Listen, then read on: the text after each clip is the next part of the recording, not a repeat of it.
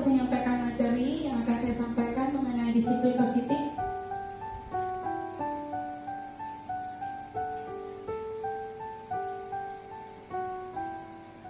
Untuk mencapai kriteria kemerdekaan belajar di sekolah yang akan kita adakan, yang udah dimulai dari kelas 1 dan kelas 4, kurikulum Merdeka Belajar. Salah satu upaya yang harus kita tekankan di sini yang pertama itu makna disiplin. Disiplin positif adalah salah satu kunci utama supaya pembelajaran Merdeka Belajar ini berjalan dengan sesuai dengan apa yang kita harapkan. Makna disiplin di sini yaitu belajar kontrol diri dengan menggali potensi kita agar tercapai tujuan mulia, yaitu sesuatu menjadi seseorang yang kita inginkan berdasarkan nilai-nilai yang kita hargai. Maksudnya di sini disiplin yang kita akan terapkan di sekolah ini adalah disiplin bukan berarti aturan. Disiplin ini bukan terikat dengan aturan yang memaksa, yang berarti yang harus ditekankan kepada anak supaya mematuhi aturan. Tapi di sini aturan yang akan kita terapkan ini adalah sesuatu yang kita terapkan tapi dengan menghargai anak. Dengan ini kita masuk dalam disiplin diri. Itu disiplin itu lebih baik memang dari motivasi internal anak, bukan karena motivasi ekstrinsik. Maksudnya di sini disiplin itu anak itu mau mengikuti peraturan disiplin yang kita tegakkan, bukan karena sesuatu hal. Misalnya anak itu karena takut dengan guru, makanya dia melakukan disiplin itu. Bukan itu yang akan kita terapkan. Tapi bagaimana disiplin itu berjalan karena dari motivasi anak itu sendiri, keinginan anak itu sendiri untuk melakukan disiplin itu. Misalnya untuk ini seperti ini, motivasi intrinsik untuk menghindari ketidaknyamanan hukuman. Anak biasanya melakukan disiplin itu karena ada motivasi eksternal dari luar. Kenapa? Supaya tidak dihukum. Alasannya supaya dia tidak dihukum. Misalnya terlambat upacara. Nanti kalau saya terlambat, saya tidak mengikuti upacara, saya akan dihukum. Jadi itu salah satu motivasi anak supaya melakukan disiplin. Kalau dia tidak dihukum, dia akan keluar lagi, dia akan terlambat lagi. Jadi itu motivasi eksternal. Yang kedua, mendapatkan imbalan dari orang lain atau institusi. Ini apa yang akan terjadi apabila saya tidak melakukan motivasi eksternal. Jadi anak melakukan ini, disiplin ini karena ada sesuatu, bukan dari dirinya sendiri. Jadi yang harus kita terapkan untuk disiplin positif ini adalah motivasi internal. Inilah tujuan disiplin positif yang harus kita terapkan di sekolah. Ini untuk menghargai diri sendiri. Jadi tujuan disiplin positif itu sebenarnya adalah untuk menghargai diri sendiri. Dari berarti berasal dari dia sendiri. Saya akan menjadi orang yang seperti apabila saya melakukannya. Dan dia akan menjadi orang yang nantinya berguna di masa depan kalau saya melakukan ini, disiplin ini.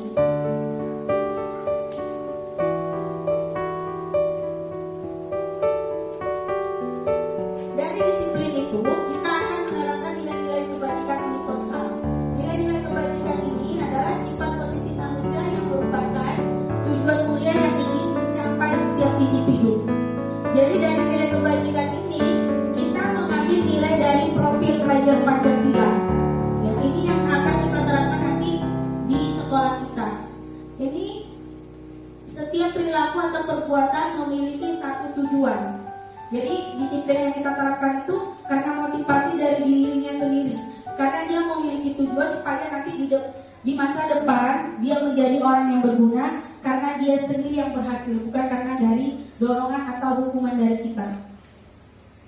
Dengan mengaitkan nilai-nilai kebajikan yang diyakini seseorang, maka motivasi intrinsiknya akan terbangun.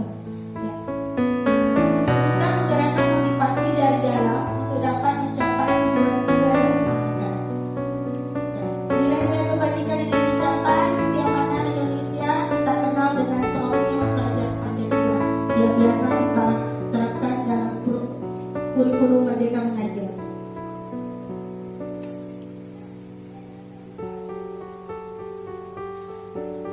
Dalam menerapkan disiplin positif ini,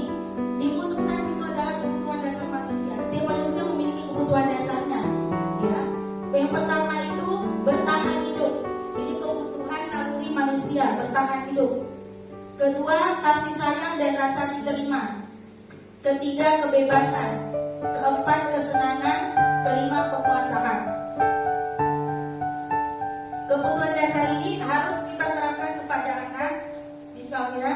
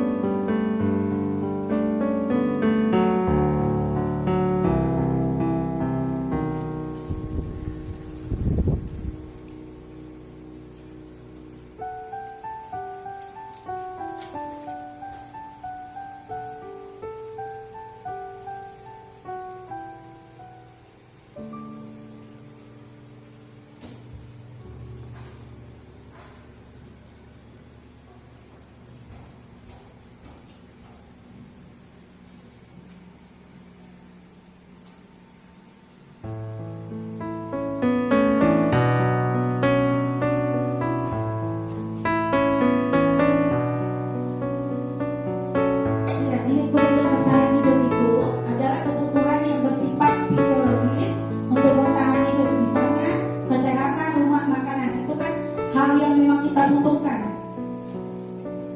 Yang paling sering terjadi di sekolah itu adalah kebutuhan kasih sayang dan rasa diterima. Jika anak kita hukum, dia pasti kalau dengan penghukuman, anak itu akan merasa, oh saya dihukum, saya tidak disayang. Ya, kan? Ingin rasa disayang itu hilang, kebutuhan untuk diterima dari kita sebagai guru itu hilang. Ya, ini kebutuhan ini adalah kebutuhan psikologis dari jiwa anak. Kebutuhan disayang ini meliputi kebutuhan hubungan, koneksi sosial, dan kebutuhan menerima kasih sayang untuk menjadi bagian dari kelompok. Kemudian kebutuhan penguasaan. Ini kalau anak misalnya mengerjakan sesuatu, saya bisa bu mengerjakan menggambar, tapi saya mau menggambar di lantai, seperti itu. Ngapain kamu di lantai? Nah, itu kita sudah melanggar kebutuhan anak mengenai penguasaan. Dia bisa menggambar, tapi kalau di lantai, itu dari kebutuhan anak yang dapat menggambar kalau dia bekerja di lantai. Karena kebutuhan anak itu masing-masing. Ada yang bisa bekerja di luar, ada yang kerjanya bisa mendengarkan lagu dan dia bekerja. Dan ada yang bekerja dia dalam keadaan hening, tidak ada kedengaran suara. Jadi kebutuhan itu harus kita penuhi untuk anak. Kebebasan, ini anak dituntut bebas memilih tempat dia di mana belajar. Jadi anak mau belajar di luar ataupun di dalam atau di pojok ruangan, itu adalah kebebasan anak. Kita harus berikan, itu hak anak. Kesenangan, kebutuhan untuk merasa senang. Anak itu suka misalnya belajar dalam bentuk permainan. Jadi, bu saya mau pelajaran ini, tapi ada permainannya. Misalnya dengan melompat, tapi dengan menghitung. Lompat 2 kali, nah, yang itu lompat 2 kali, 2 tambah 2 berapa? Jadi dari permainan itu bisa kita bentuk pembelajaran. Nah, itu kan memberikan rasa kesenangan, kebutuhan dari anak tersebut.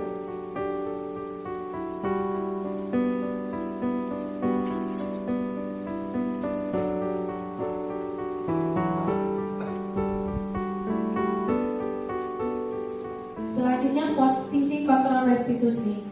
Posisi kontrol restitusi ini adalah posisi guru yang biasa dilakukan di sekolah. Salah satunya adalah penghukum. Penghukum ini bukan, ini termasuk saya juga. Dulunya saya adalah tipe guru penghukum. Setelah saya mengikuti guru penggerak ini, saya merasa, oh saya telah melakukan kesalahan. Karena posisi penghukum ini adalah sesuatu yang dapat meninggalkan beban psikologis pada anak. Yang kedua, membuat merasa bersalah. Membuat merasa bersalah ini kita terhadap ke anak. Kamu kalau melakukan itu, nanti kamu akan, kalau kamu mencuri kamu akan masuk neraka, atau kamu akan dimarahin oleh kepala sekolah. Dan itu akan membuat siswa merasa bersalah. Itu tidak diperbolehkan. Kemudian posisi kontrol menjadi teman. Ayolah, kamu jangan berbuat seperti itu tidak baik.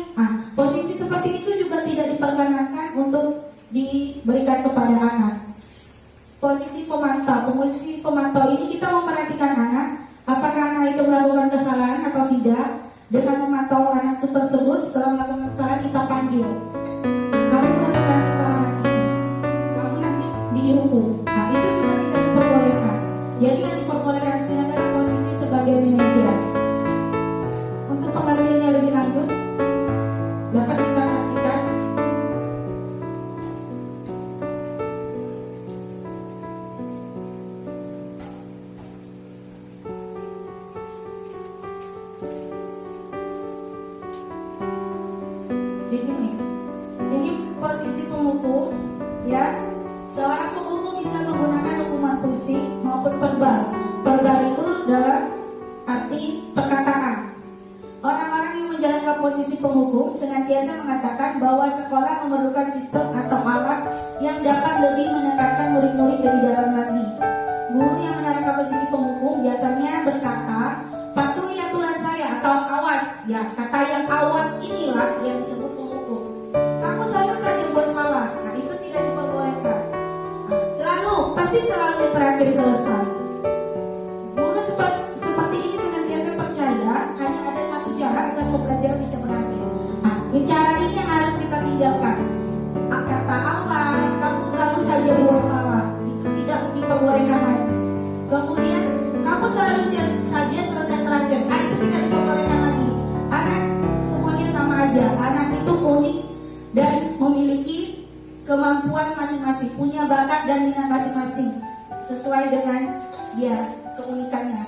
Jadi anak ini ada yang memang pemikirannya lebih tinggi, ada yang lebih di bawah. Tapi kita bagaimana menyikapinya? Kita tidak boleh memaksakan siswa itu untuk mengikuti pembelajaran kita sepenuhnya. Kalau dia tidak mampu mengikuti pembelajaran, carilah solusi bagaimana cara supaya anak itu mampu mengikuti pembelajaran kita dengan metode-metode yang dapat menyenangkan siswa tersebut sehingga pembelajaran kita dapat diterima.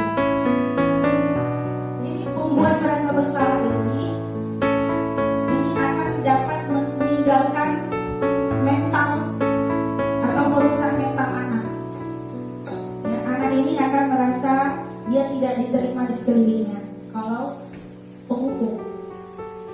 Kemudian ini yang teman,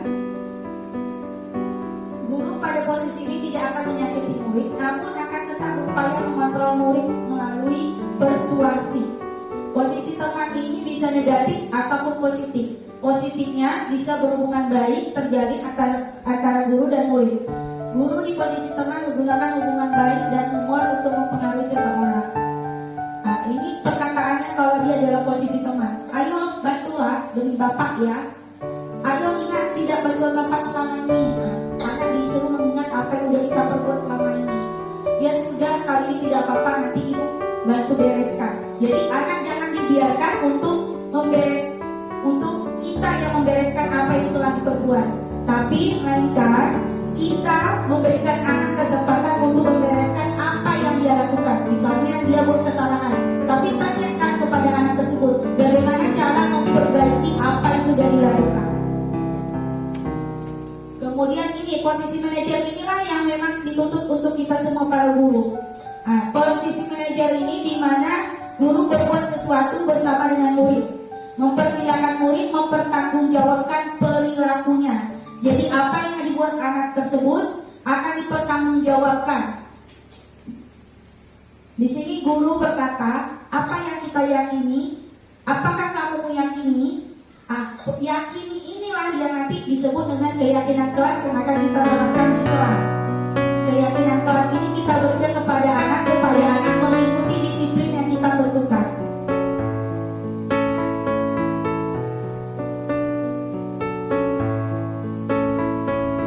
Ini keyakinan kelas ini akan kita terapkan di sekolah.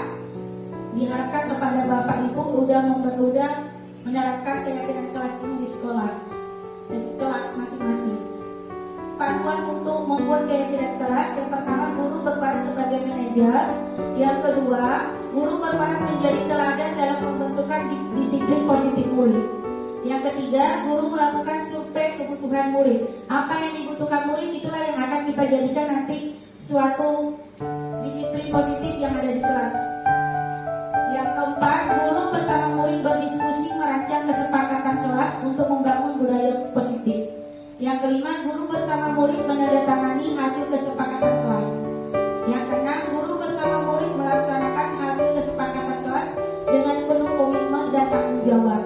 Yang ketujuh, guru bersama murid melakukan refleksi secara berkala. Jadi nanti kalau sudah membuat keyakinan kelas, setelah terjadi ini kesepakatan kelas yang telah disebutkan di kelas, kami guru dan murid yang saling menyayangi. Kata saling menyayangi ini ditekankan kepada siswa. Jadi dilarang menggunakan kata tidak tidak boleh memanjat, tidak boleh berlari di kelas, itu dilarang. Jadi kata-kata negatif tidak diperbolehkan digunakan di kelas. Kalau bisa kata yang mengandung kata positif seperti ini. Kami guru dan murid yang saling menyayangi. Berarti sama yang ada di kelas harus saling menyayangi. Kedua, kami murid yang semangat belajar. Berarti di sini siswa dituntut untuk semangat belajar. Jadi bukan berarti anak ibu harus ditulis peraturan.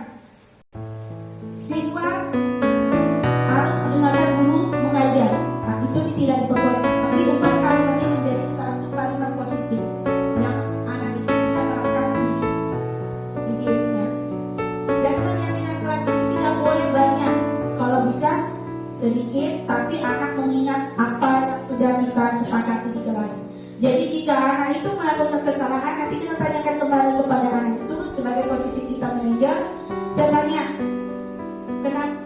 kenapa kamu dipanggil ke sekolah dan ke ruangan ini? Saya melakukan kesalahan tuh dengan membuang sampah sembarangan. Oh begitu. Setiap orang pasti pernah melakukan kesalahan. Kita nggak boleh langsung memarahi anak itu. Jadi dari kesalahan kamu ini, bagaimana kamu memperbaikinya? Kita tanyakan kepada anak itu, bagaimana cara dia untuk memperbaiki kesalahan yang telah dibuat. Biarkan anak itu memikirkan solusinya, jangan kita yang memberikan solusi. Jadi anak itu memikirkan solusinya dan dia yang nanti akan menyelesaikan apa yang sudah dilakukan. Biar dia bertanggung jawab dengan apa yang diperbuat. Jadi dari perbuatannya itu nanti anak dari sekarang sudah belajar bertanggung jawab dengan apa yang dilakukan. Dari keyakinan kelas ini akhirnya jadilah itu restitusi. Apa itu restitusi? Restitusi itu adalah proses menciptakan kondisi bagi murid untuk memperbaiki kesalahan. Seperti yang tadi saya sampaikan. Kalau kita sudah melakukan keyakinan kelas, kita nanti menghukum siswa dengan restitusi. Ya, restitusi ini, kalau kita sudah melakukan restitusi ini untuk memperbaiki kesalahan siswa, nanti mereka bisa kembali pada kelompok mereka dengan karakter yang lebih kuat. Maksudnya, anak itu tidak akan merasa disisihkan. Kalau kita marahin siswa tersebut di depan teman-temannya, kita bentak mereka, atau kita hukum mereka secara fisik maupun verbal, anak itu akan merasa dia, oh aku seperti ini, aku malu. Dia akan malu dengan teman-teman yang lain. Tapi kalau kita lakukan dengan tindakan restitusi ini, mereka akan semangat kembali karena mereka memperbaiki kesalahannya. Mereka akan percaya diri dan mereka bisa kembali pada kelompok mereka. Nah, mereka bisa bermain dengan temannya tanpa rasa malu. Restitusi juga merupakan proses kolaboratif yang mengajarkan murid untuk mencari solusi untuk masalah mereka dan membantu murid berpikir tentang orang seperti apa yang mereka ingin menjadi apa suatu saat nanti. Dan jadi mereka berpikir untuk tujuan mulia dan bagaimana mereka harus memperlakukan orang lain. Dari sikap restitusi ini nanti dia bisa memperbaiki dirinya dan cara memperlakukan orang lain seperti apa. Tapi kalau kita sudah menerapkan kepada anak dengan sikap yang penghukum tadi, anak itu akan menjadi seperti kita, penghukum. Anak itu juga akan membentak temannya, anak itu juga akan menghukum temannya, akan menjadi temannya.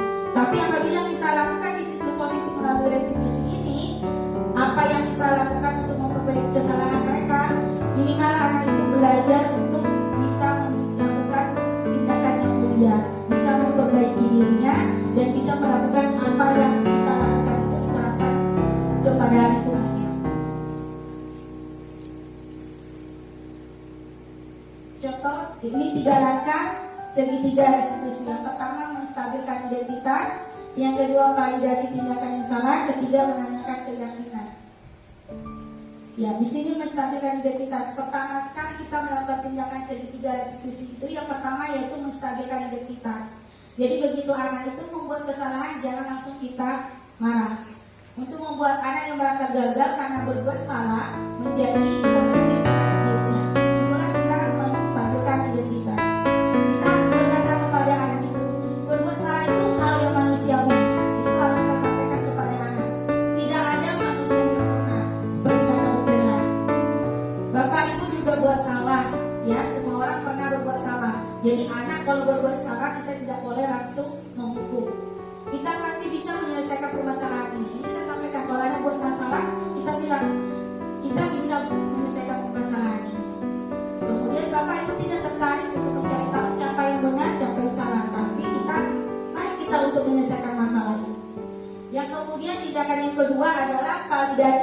kesalahannya salah. Jadi jika anak sudah berbuat salah, kita validasi dulu, ya, supaya anak nanti bisa mengenali basic needs atau kebutuhan yang ingin dipenuhinya ketika melakukan kesalahan. Ya, pada dasarnya setiap tindakan manusia tujuannya adalah memenuhi basic needs. Apakah itu power, freedom, love and belonging, fun, atau survival. Dan di sini guru berkata, kamu bisa saja kan melakukan hal yang lebih buruk, tapi kamu tidak melakukannya. Itu kita tekankan kepada anak supaya dia tidak tertekan. Kita validasi yang salah itu, kita validasi. Kamu pasti punya alasan mengapa kamu melakukan kesalahan itu. Kita tanya alasannya sebelum kita memberikan dan konsekuensi kepada siswa tersebut. Kemudian yang ketiga,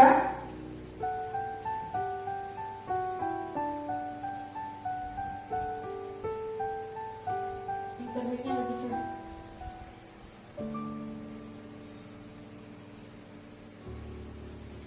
Yang ketiga, menanyakan keyakinan. Nanti di yang terakhir ini menanyakan keyakinan, kita tanyakan kepada siswa tersebut, apa yang sudah kamu lakukan ini adalah tidak baik. Kita jangan menyalahkan anak. Jadi bagaimana cara kamu memperbaikinya? Kita tanyakan pertanyaannya kepada anak itu. Kalau dia sudah melakukan kesalahan tadi seperti validasi tindakan salah, semua orang bisa berbuat salah. Kemudian langsung ditanyakan keyakinannya. Apa yang sudah kita yakini di kelas? Apa keyakinan kelas yang telah kita sepakati?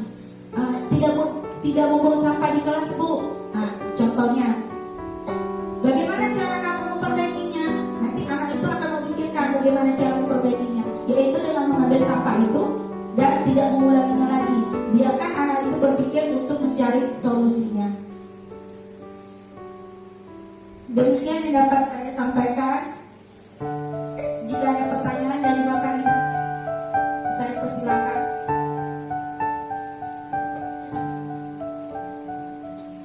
Tidak ada ya? Oke.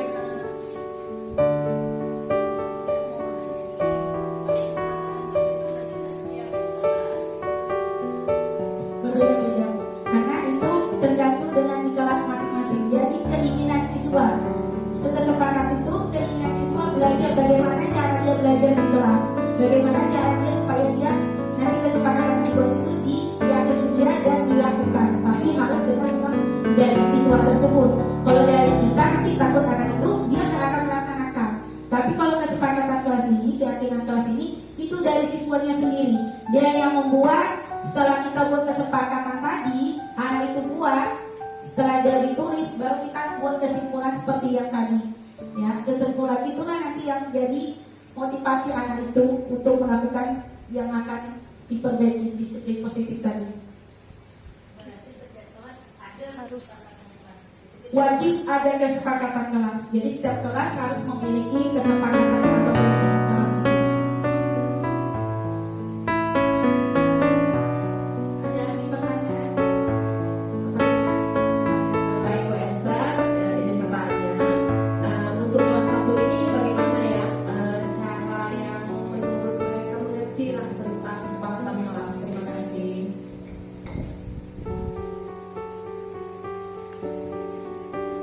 Terima kasih Bu Luli atas pertanyaannya.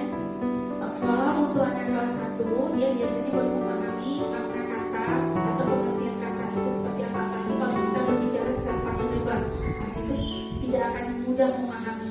Alangkah baiknya kalau kita memberikan keyakinan kelas itu atau kesepakatan kelas itu melalui gambar atau video. Kalau anak ada anak yang tidak suka dengan video, kita bisa berikan secara audio atau secara praktek langsung kepada anak tersebut. Seperti itu. Boleh berupa praktek.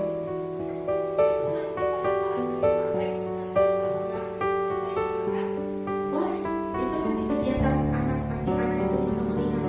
Video itu bisa kita tampilkan kembali lagi di kelas. Oh, ini kesepakatan kita. Seperti itu. Terima kasih, Bu. Ada lagi? Silakan Pak Iman.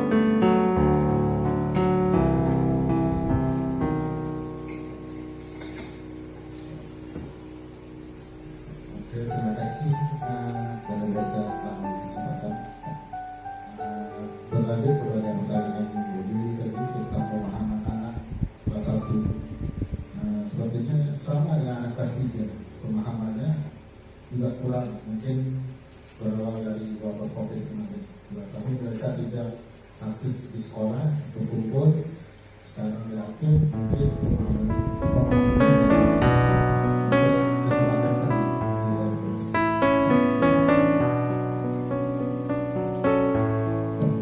Sama yang tadi ya, untuk kesepakatan kelas ini, kalau memang pengaruh dari COVID kemarin itu memang lama ya, anak tidak belajar tetap muka dengan kita. Yang kadang belajar atau tidak belajar di rumah kita tidak bisa terpantau. Dan dapat kita bantu itu adalah dari orang tua, mereka dapat membantu kita memantau anak. Jadi untuk seperti ini kita dapat mengelompokkan siswa itu tadi. Siswa itu kan ada tingkatan membacanya yang lambat, sedang, dan tinggi. Jadi sebelum kita memberikan masukan kepada anak tersebut mengenai keyakinan kelas kita kelompokkan dulu siswa tersebut. Kita berikan nanti keyakinan kelas kita itu bisa berupa audio, visual maupun audio visual, langsung video bergambar, atau langsung praktek langsung seperti anak kelas 1 tadi. Jadi kita bisa berikan ke anak tersebut berupa gambar yang dia senangi, mau bagaimana, atau suruh anak itu bercerita apa yang dia sukai, bagaimana pembelajaran di kelas yang dia inginkan. Jadi keyakinan kelas ini lebih ke keinginan siswa, bukan keinginan kita. Tapi bagaimana siswa tersebut nyaman belajar di kelas, apa yang dia mau, seperti apa yang dia inginkan supaya dia nyaman di kelas. Jadi setelah dia nanti dikumpulkan apa yang dia inginkan, apa yang dia mau, itu Bapak nanti kesimpulkan mana yang paling bisa diterapkan anak di kelas. Tapi lebih ke keinginan anak, seperti itu. Bagaimana Pak Iwan? Ya, ada pertanyaan lagi, Bu Bella? Sekian presentasi yang akan saya sampaikan. Saya ucapkan terima kasih.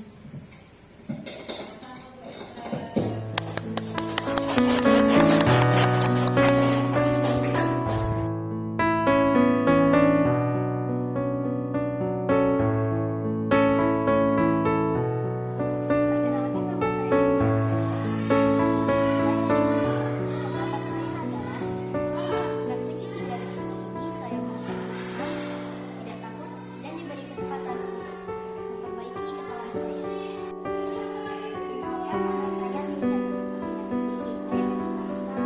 Tanggapan saya adalah setelah melakukan institusi ini, saya merasa lebih percaya diri dan saya diberi kesempatan untuk bisa memperbaiki kesalahan saya. Assalamualaikum warahmatullahi wabarakatuh. Saya Siti Amana, teman sejawat dari Bu Esther. Saya memberikan apresiasi yang tinggi kepada Bu Esther terkait budaya positif sekolah yang telah dilaksanakan dengan membuat kesepakatan kelas. Saya juga menjadi termotivasi untuk membuat kesepakatan kelas seperti Bu Esther. Sukses selalu Bu Esther. Assalamualaikum warahmatullahi wabarakatuh. Saya Dwi Julianti Ningsih, guru kelas 4 SD Negeri 001 Tanjung Pinang Barat. Setelah saya mendengarkan penjelasan yang Bu Esther berikan, saya jadi tahu apa itu segitiga restitusi. Kemudian saya jadi tahu tentang 5 posisi kontrol guru, di mana posisi kontrol terbaik adalah sebagai manajer. Kemudian saya jadi tahu apa perbedaan hukuman dan konsekuensi. Semoga kedepannya CGP dapat memberikan informasi-informasi yang bermanfaat di dunia pendidikan. Sekian dari saya. Assalamualaikum warahmatullahi wabarakatuh.